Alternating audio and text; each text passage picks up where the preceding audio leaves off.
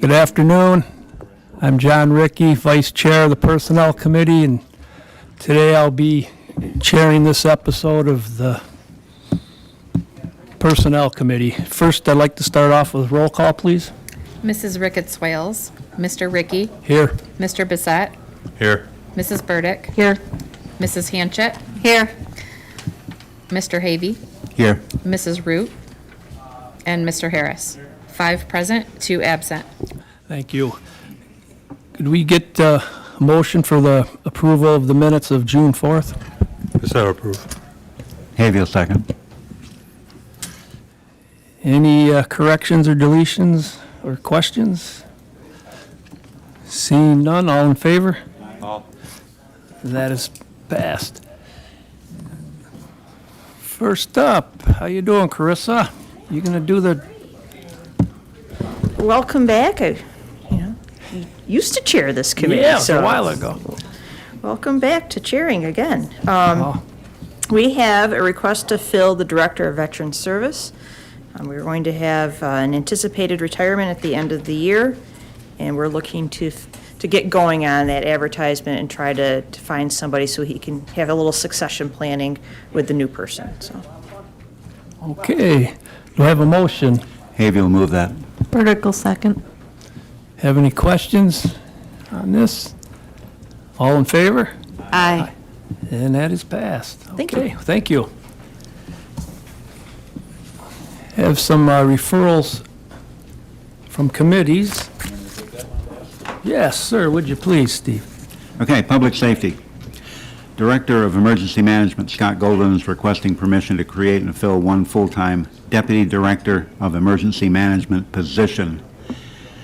The annual salary for this position is estimated to be between $63,000 and $69,000, with annual benefits between $26,000 and $29,000. This is 100% funded by county funds, and I will move that.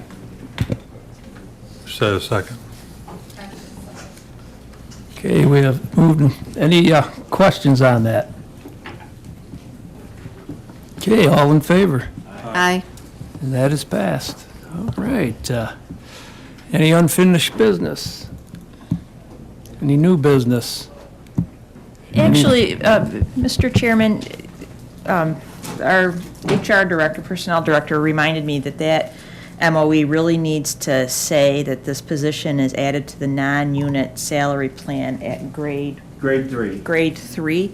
And I'm sorry to bother you, but could you please maybe go back and make that motion so we have it in the minutes for us for the resolution going forward? And I'm sorry that wasn't in the original MOE. That's okay. You want that motion to be grade 3, non-unit, Salary plan. B-H2? Is that where you want it, or what do you want? Just grade 3, the non-unit department head salary plan. Okay.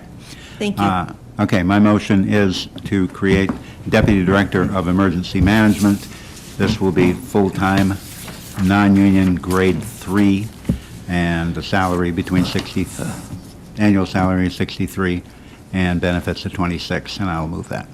Is that enough? Did I do well? Asherle, second. Okay, it's been moved and seconded. Do we have any questions on that? Mr. Chairman, version? Mr. Chairman, it needs to be seconded by somebody, or are you on the committee, Gretchen? I took it, just want to double check, sorry. Moved and seconded. Any questions? All in favor? Aye.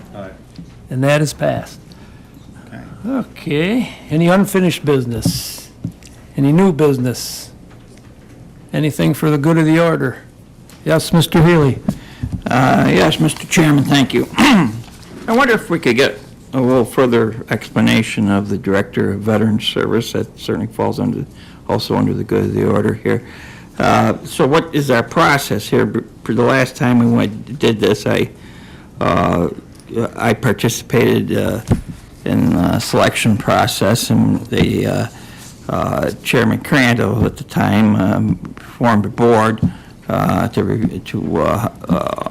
veterans across the county, and veterans from the Board of Legislators to represent the board and himself to make the selection. So I just was wondering what the process was going to be this time.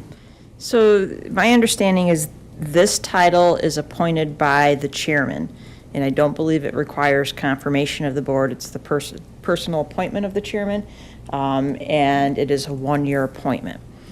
So I'm assuming we're going to want a good deal of collaboration as we have with other appointments of the chairman. I know that is something Chairman Harris has liked to have input from the relevant parties and good collaboration.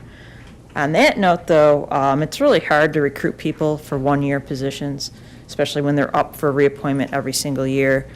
There are some counties that have this done a little bit differently, where it's appointed by the board to a multi-year position, and that's something I'm looking into, but I really don't have enough information on that to present any recommendations to the board right now. I did want to get some notice to you that Mr. Hennessy was planning on retiring, and we do need to start working on filling the vacancy, and this is the mechanism we have for right now, but I want to do a little bit more research on that.